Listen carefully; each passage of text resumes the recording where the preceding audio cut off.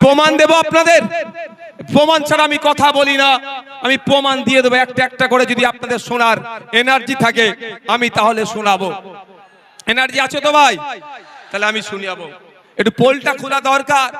সাপ হয়ে কামড়াচ্ছে আর ওজা হয়ে ঝাড়ার চেষ্টা করছে। সাপকেও ধরতে হবে আর কামড়ানোতে আসার আগে তাকে ধরে নিতে হবে। আপনাদের মাবি বলে রাখি, 2021-এ নির্বাচন পার হয়েছিল সিএ এনআরসির ভয় দেখিয়ে। সিএ এনআরসি করে দেশ থেকে তাড়িয়ে দেবে। আর 21 সালে নির্বাচন কি দেখিয়ে পার হয়েছিল? বিজেপি বলেছিল এসআইআর করে তাড়িয়ে দেবো। এই বিজেপি বলেছে এনআরসি সিএ করে তাড়িয়ে দেবো। আর মমতা ব্যানার্জির দলেরা কি বলেছিল? যে তাড়াতে পারবে না, আমরা আছি। এখনো বলুন, এই 2026-এ নির্বাচন আসছে, এসআইআর করে ভোটাধিকার কেড়ে নেবো গল্প শোনাচ্ছে শুভেন্দু অধিকারী। আর মমতা ব্যানার্জি ফিক ফিক করে এসে বলছে আমি থাকতে এসআইআর হতে দেব না। অলরেডি কাগজ নিয়ে আপনাকে আমাকে ছুটাছুটি করতে হচ্ছে। আমার নামও নোটিশ এসে গিয়েছে। নোবেল জয়ী বিখ্যাত মানুষ অমর্ত্য সেন্সারের নামেও অপদার্থ কমিশন নোটিশ পাঠিয়েছে এই বিজেপি তৃণমূলের পাল্লায় পড়ে।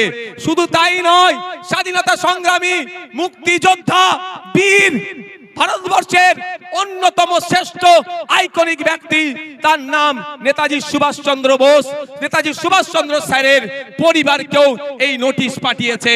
তাই আপনাদের বলবো, 2026-এর বৈতরণী পার করার জন্য তৃণমূল আর বিজেপি এসআইআর নামক এই সমস্যাটার অবতরণ করেছে।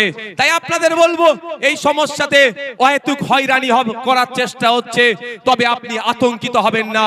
দিন দেওয়ানে বলেছিলাম স্বচ্ছ এসআইআর করলে সহযোগিতা করব। আজকেও বলছি স্বচ্ছ এসআইআর মিন্স ভোটার লিস্ট স্বচ্ছ হোক, মৃত ভোটারের নাম বাদ যাবে। একাধিক জায়গায় ভোটার লিস্টে নাম উঠেছে, বাদ যাবে। যার অস্তিত্ব নেই সেই ভোটারের নাম বাদ যাবে। প্রয়োজনে আমরা সহযোগিতা করব। কিন্তু স্বচ্ছতার নামে নির্বাচন কমিশন যে অহেতুক হয়রানি করছে, এর জবাব দেওয়ার জন্য প্রশ্ন করেছিলাম আমরা নির্বাচন কমিশনে। শুধু তাই নয়, আপনাদের এই নওশাদ সিদ্দিকী কামচিহ্ন নেতা সুপ্রিম কোর্টে গিয়ে আপনাদের জন্য মামলা করেছে। আপনাদের বলে রাখি, দুটো কাজ এই মুহূর্তে মমতা ব্যানার্জি যদি করে, দুটো কাজ যদি এই মুহূর্তে মমতা ব্যানার্জি করে, হয়রানিও বন্ধ হবে, আতঙ্কিত হবেন না। দুটো কাজ কি কি বলে দিচ্ছি, শর্ট টাইম, আমি বেশিক্ষণ বলবো না, বলেছি আপনাদের। প্রথম কাজ হচ্ছে ওয়াল পার্টি মিটিং ডাকা। Mamata Banerjee all party meeting ডাকুক, সমস্ত রাজনৈতিক দলের নেতাদেরকে ডাকুক। যেই পরিস্থিতি বাংলার স্বাধীনতা সংগ্রামী পরিবার থেকে শুরু করে, পীর পরিবার থেকে শুরু করে, বিভিন্ন ধর্মীয় পরিবার থেকে শুরু করে, বিভিন্ন যাদের সামাজিক প্রভাব প্রতিপত্তি আছে, সব সমেত সাধারণ মানুষদেরকে অহেতুক হয়রানি হচ্ছে। এই হয়রানি বন্ধ আমাদের করতে হবে। অল পার্টি মিটিং ডাকা দরকার।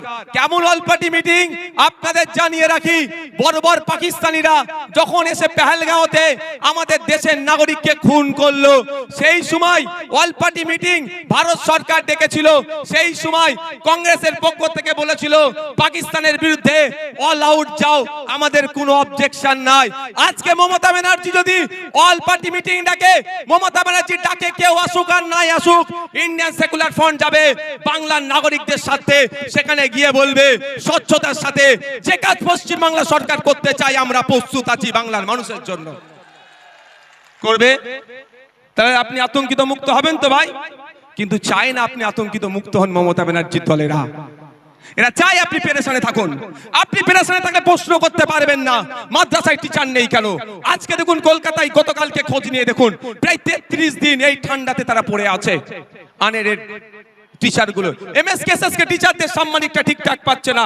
মাদ্রাসায় 10,000 শূন্য পদ হয়ে গেছে, পরিকাঠামো ধ্বংস হয়ে গেছে, স্কুলে টিচার নাই, হাই স্কুলে টিচার নাই, শিক্ষার পরিকাঠামো ধ্বংস হয়ে গেছে। আপনি এটা প্রশ্ন করবেন না এসআইআর এর কাগজ নিয়ে ছুটাছুটি করবেন? এই ছুটাছুটি করার জন্য আপনাকে এই পদক্ষেপগুলো গ্রহণ করছে না। দ্বিতীয় হচ্ছে বিধানসভায় নিন্দা প্রস্তাব পাস করানো হোক। বিধানসভায় নিন্দা প্রস্তাব পাস করানো হোক। যেভাবে অহেতুক হয়রানি করা হচ্ছে এটা অত্যন্ত নিন্দাজনক কাজ। সেখানে নিন্দা প্রস্তাব পাস করানো হোক, সেই নিন্দা প্রস্তাবের কপিটা ইলেকশন কমিশন অফ ইন্ডিয়াকে দিক, আর যে সরকার একটা মামলা করুক সেই মামলাতে কপিটা অ্যাটাচ করে দিক। নিশ্চিতভাবে সুপ্রিম কোর্ট এটার প্রতি বিবেচনা করবে, কারণ বিধানসভার মধ্যে নিন্দা প্রস্তাব পাস করানো মানে পুরো পশ্চিম বাংলার মানুষ এটাকে নিন্দা করছে, এই অহেতুক হয়রানিকে। এটা করবে মমতা ব্যানার্জির সরকার? আওয়াজ দিন একটু। কেন করবে না? পেরেশান তো হচ্ছে দলিত, সব থেকে বেশি পেরেশানি হচ্ছে মুসলমান, তারপরে দলিত, তারপরে আদিবাসী। তাই মুসলমানকে তো বড় মানুষ মনে করে না, শুধু ভোটার মনে করে, আর ক্যাপটিভ ভোট ব্যাংক হিসাবে রাখতে চায়। তাই আপনাদের বলবো, দিকে দিকে আওয়াজ তুলতে হবে, বলতে হবে ইমিডিয়েট পশ্চিম বাংলা সরকারকে এ দুটো কাজ করা দরকার। এক, অল পার্টি মিটিং ডাকা, দ্বিতীয় হচ্ছে বিধানসভায় নিন্দা প্রস্তাব পাস করানো। এরপরও আপনাদের বলছি, আমার উপরে কেন এদের রাগ বুঝতে পেরেছেন?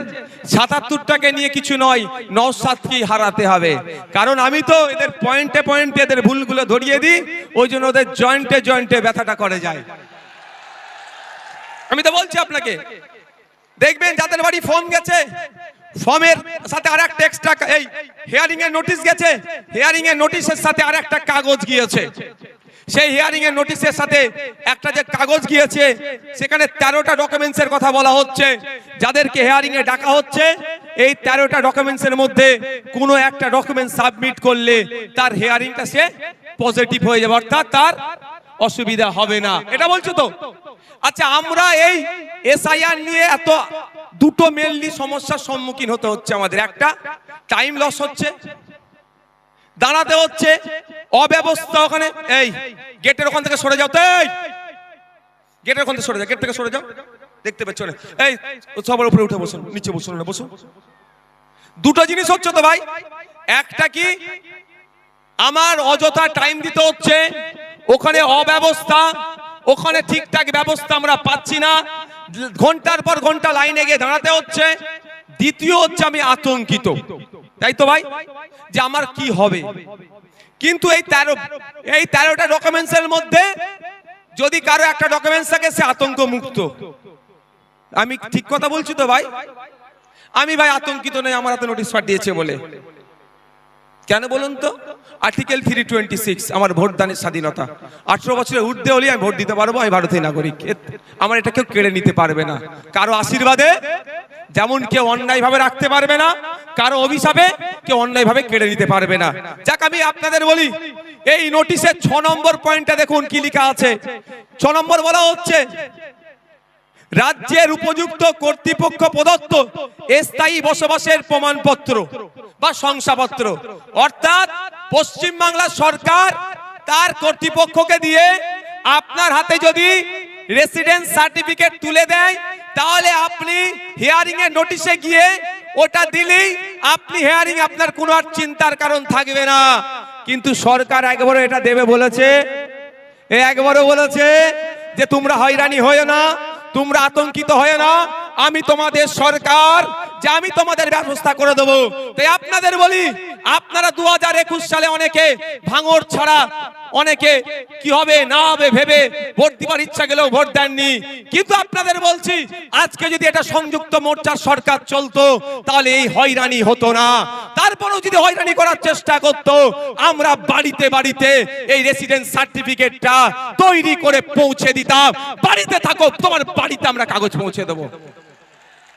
রাজ্য সরকার চাইলে যেভাবে দুয়ারে সরকার করছে, সেরকম বাড়িতে সরকার পৌঁছে দিতে পারতো, খামে ভরে, এনাও তোমার রেসিডেন্স সার্টিফিকেট, যাও তুমি গিয়ে হিয়ারিং এর টেবিলে দাও, তোমার হিয়ারিং পাস হয়ে যাবে, তোমার ভয় নেই। এটা করেছে রাজ্য সরকার, এটা জানতে হবে। আমি প্রথমেই বলি, শুভেন্দু অধিকারী আমাকে আপনাকে ভোটাধিকার কেড়ে নেওয়ার চক্রান্ত করছে। চক্রান্ত করলে চক্রান্তের জবাব দিতে হবে তো। কেউ যদি বুনোহল হয়, তাহলে বাঘা তেঁতুল হতে হবে তো ভাই। তো বাঘা তেঁতুলের ভূমিকা দেখতে পাচ্ছি না। তারপরে চলে আসুন 10 নম্বর পয়েন্টে বলছে, রাজ্য স্থানীয় কর্তৃপক্ষের দ্বারা তৈরি পারিবারিক রেজিস্টার্ড, রাজ্য বা স্থানীয় কর্তৃপক্ষের দ্বারা তৈরি পারিবারিক রেজিস্টার্ড 2011 সালে আইসিডিএস কর্মীদের দিয়ে তথ্য তোলা হয়েছিল, এই পারিবারিক রেজিস্টার সেখানে আছে। এই তথ্যটা উঠে প্রথমে গিয়েছিল পঞ্চায়েতে, পঞ্চায়েত থেকে রাজ্যে গিয়েছিল। তাহলে আপনারা বলুন, এই তথ্যটা অলরেডি প্রতিটা পঞ্চায়েতে আছে। এই 10 নম্বর পয়েন্টটা যেটা চেয়েছে এর উত্তর, অর্থাৎ এই যে কাগজ চেয়েছে এই কাগজটা প্রতিটা পঞ্চায়েতে আছে। রাজ্য সরকার 2023 পঞ্চায়েত নির্বাচনে একছত্র ভোট লুট করেছে। সেই ভোট লুট করতে গিয়ে আমরা আমাদের ভাঙড়ের 3 ভাইকে হারিয়েছি। শহীদ মহিউদ্দিন, শহীদ হাসান, শহীদ রেজাউল গাজী, 3 জনকে হারিয়েছি। শুধু নয়, সারা রাজ্যে আমাদের কর্মীদের অত্যাচার করে তারা অবৈধ পন্থা অবলম্বন করে আজকে তারা পঞ্চায়েতের ক্ষমতায় বসে আছে, পঞ্চায়েত চালাচ্ছে। সেই পঞ্চায়েতের মাধ্যমেই যদি প্রতিটা বাড়িতে বাড়িতে এই তথ্যটা 10 নম্বর যে পয়েন্ট আছে পারিবারিক রেজিস্টার যদি পৌঁছে দেয়, ওটা নিয়ে আপনি যখনই হিয়ারিং এর টেবিলে যাবেন আপনাকে অফিসার আর কিছু দ্বিতীয় প্রশ্ন করার সুযোগ পাবে না। ওটা জমা দেবেন, জমা দেওয়ার পরে আপনার হিয়ারিং কমপ্লিট হয়ে যাবে। তাহলে আতঙ্ক মুক্ত হবে না ভাই? রাজ্য সরকার চাইলে আপনার আতঙ্ক মুক্ত করতে পারে এই দুটো ডকুমেন্টস দিয়ে, কিন্তু রাজ্য সরকার তো আতঙ্ক মুক্ত চাইছে না। যদি আতঙ্ক মুক্ত চাইতো, কুরআন শরীফকে নিয়ে যে অসীম সরকার কুভাষায় কথা বলেছে তাকে ধরে এতক্ষণ জেলের মধ্যে রাখতো, পুলিশ সুমোটো করত, তার বিরুদ্ধে ব্যবস্থা নিয়ে এত দূরের কথা। প্রায় 900 মতো অভিযোগ জমা পড়েছে, এখনো একটাও এফআইআর হিসাবে ট্রিট করেনি এই রাজ্য সরকার। তার মানে বোঝা যাচ্ছে আপনাকে আমাকে কি নজরে দেখে। তবে রাজ্য সরকার এফআইআর হিসাবে ট্রিট করেনি বলে ভাঙড়ের বিধায়ক নওশাদ সিদ্দিকী চুপ থাকবে না। আমি কোর্টে যাচ্ছি 136 সাবক্লাস 3 দিয়ে আমি কোর্ট থেকে মামলা করছি অসীম সরকারের বিরুদ্ধে। কিন্তু প্রশ্ন এটা, আপনারা বাংলার মানুষ, সংখ্যাগরিষ্ঠ মানুষ ভোট দিয়ে সরকার তৈরি করলো, আবার সংখ্যাগরিষ্ঠ মানুষকে রাস্তায় নামতে হবে কেন আমার এসআইআর এর বাঁচানোর জন্য? তাহলে সরকারের কাজটা কি? আমি সরকার তৈরি করেছি, আমার বিপদে আপদে, আমার সুবিধা অসুবিধাতে আমার পাশে থাকবে, তার পরিবর্তে আমাকে আরো ঠেলে দিচ্ছে বিপদের দিকে। তাই আপনাদের বলবো, আসলেই কি তৃণমূল কংগ্রেস এসআইআর থেকে আপনাদের নিস্তার দেবে মনে হচ্ছে? ওয়াকাফ খেয়েছে জানেন তো নাকি? ওয়াকাফটা যেমন আমি আছি হবে না, আমি থাকতে হবে না, টুক করে রাত্রে কি বললো? ওয়াকাফ মেনে নিল, এটাও মিলিয়ে নেবেন। এসআইআর উনি বেঁচে থাকতে হবেন না বলছেন, বলতে বলতে শেষ দিন আপনাকে তো ডুবিয়ে দিতে পারে। তাই বলছি আপনাদের, আপনার লড়াই আপনাকে লড়ে নিতে হবে, আমার লড়াই আমাদেরকে লড়ে নিতে হবে। তাই ওদের কথা, মমতা ব্যানার্জির কথাই ভরসা করে লাভ হবে না, আমাদেরকে আওয়াজ তুলতে হবে যে ইমিডিয়েট যে পঞ্চায়েতে পারিবারিক রেজিস্টার যে সার্টিফিকেট আছে সেইগুলো যাদের নামে হিয়ারিং এসছে, তাই hearing already supreme court order দিয়েছে, যাদেরকে হিয়ারিং ইস্যু করা হচ্ছে তাদের লিস্ট কি করো, পাবলিশ করো। সেই লিস্ট দেখে দেখে পঞ্চায়েতেই পাবলিশ করার কথা বলা হয়েছে। প্রতিটা পঞ্চায়েতে সেই লিস্ট দেখে পাবলিশ করে আমাকে পাবলিশ যেটা হবে আমার বাড়িতে কাগজ পৌঁছে দেওয়া হোক। এই আওয়াজটা আমরা তুলবো তো নাকি গো? তুলতে হবে তো নাকি? ঝিম মেরে গেলে হবে? আর 5 মিনিট বলবো, অসুবিধা আছে? আর এনার্জি আছে? কাদের এনার্জি আছে আরেকবার দেখি তো। এনার্জি আছে তো? এনার্জি আছে তো? ফুল এনার্জি আছে? আর 5 মিনিট বলবো। মমতা ব্যানার্জি এই মুহূর্তে পশ্চিম বাংলার মুসলমানদেরকে সবথেকে বড় যে অভিশাপটা দিয়েছে